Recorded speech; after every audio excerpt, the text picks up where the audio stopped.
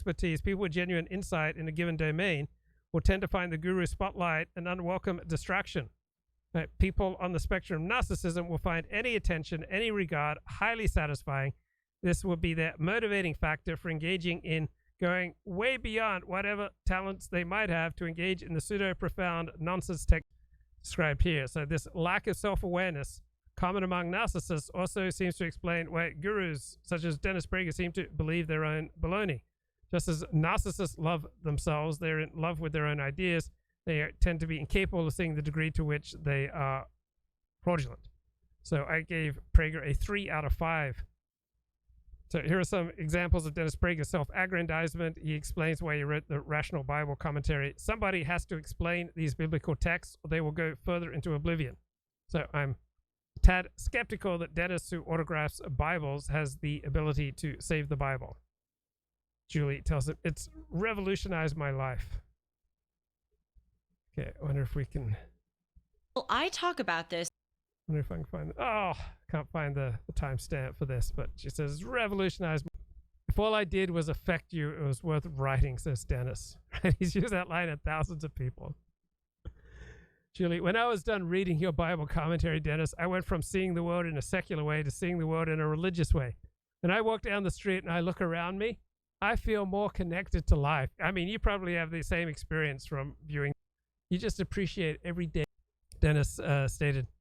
I believe that I had brought more people to belief in God, to taking the Bible seriously, to Jews embracing Judaism, and to others embracing Christianity than any other living Jew or Christian.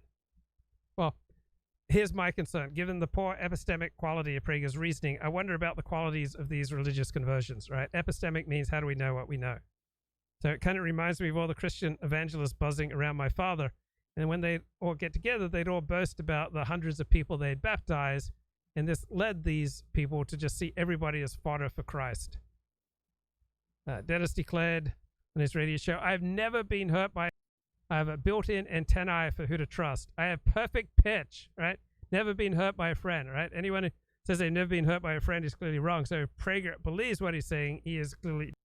Dennis says, I've never had a female friend, right? Friendship with the opposite sex, guys, that's just for mere mortals. For a self-described highly sex man like Dennis Prager, it's just not on.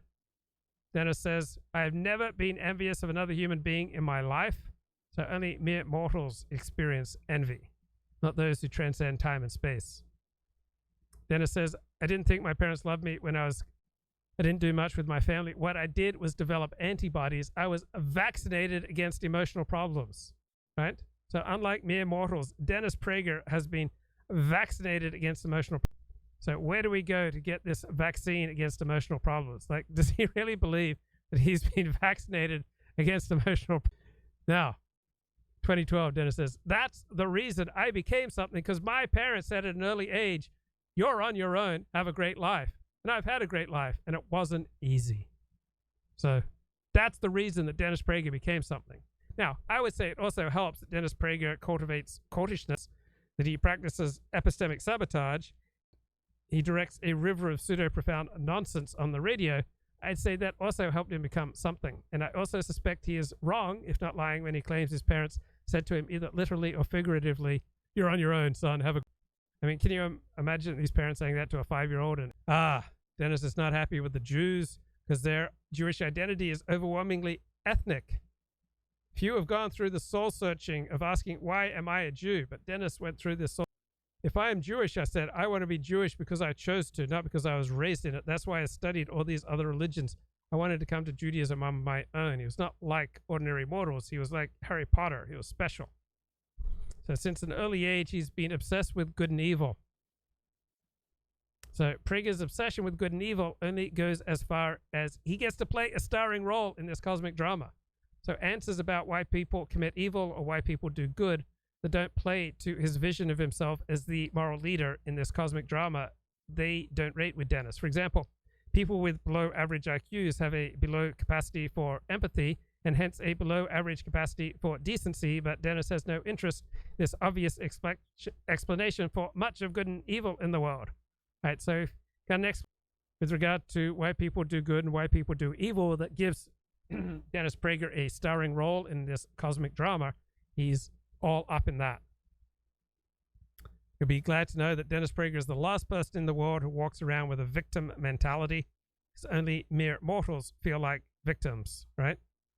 Gods do not feel like victims. Dennis says, I don't care about Jewish culture. That's why the board at Brandeis Bardeen Institute got angry at me. They were very into Jewish culture. I was very into Judaism. So do you think that that's really why the board at Brandeis Bardeen Institute got angry at Dennis Prager? Not for any of his personal qualities, for no other reason. It's just that Dennis didn't care about Jewish culture and he was just really into Judaism. So Dennis says he left Brandeis Bardeen in 1980 and the board treated him miserably. Dennis tells Julie Hartman at an early age, I wanted to do and I wanted to influence to do good, right? He says, I had this ambition that I would understand life as well as anybody who has ever.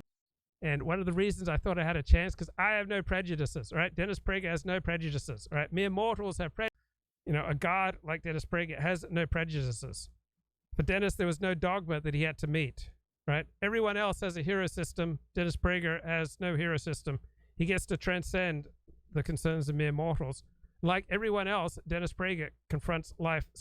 Why? Because Dennis Prager doesn't have anything to prove. Only mere mortals have anything to prove. Do you think gods have anything? For Dennis, nothing matters except what is, right? He's got no personal prejudices. He's got no emotional problems. He's got no, I never read anything with an agenda other than, is it true and will it make a good world? That's it, all right? Everyone else has blinders on, but not Dennis. I wasn't burdened by psychological problems in my thought, such as anger at men or anger at women. So everyone else has psychological problems, but Dennis Prager got the vaccine against psychological problems very early on in life. So Dennis has no psychological problems. You'll be glad to know Dennis announces, I have the training of a